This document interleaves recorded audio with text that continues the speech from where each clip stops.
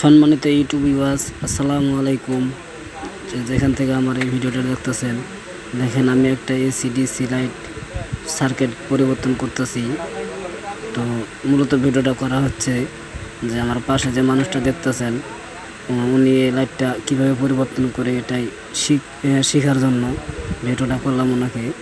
তো এই কারণে ভিডিওটা করা। যদি আপনারা দেখে যদি ভালো লাগে অবশ্যই লাইক দিবেন, কমেন্ট করবেন, শেয়ার করবেন, আর কমেন্টে আপনার মতামত জানাবেন।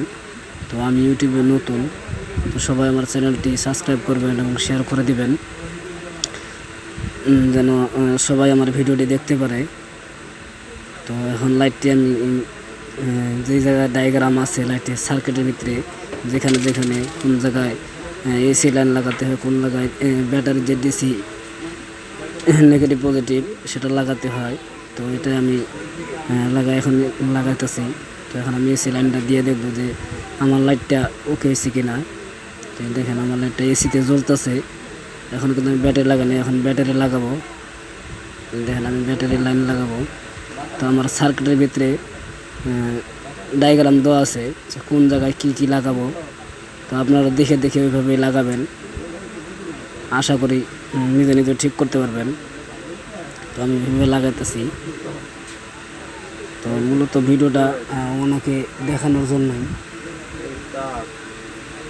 সেখানে দেখেন আমার ডিসিতেও জ্বলতেছে প্লাস এই যে এসিতেও জ্বলতেছে। তো আমার লাইটটা ওকে হয়ে গেছে। তো এইভাবে আপনারা দেখে দেখে, যদি না পারেন ভিডিও দেখে দেখে বা ডায়াগ্রাম দেখে দেখে লাইটটি লাগাবেন।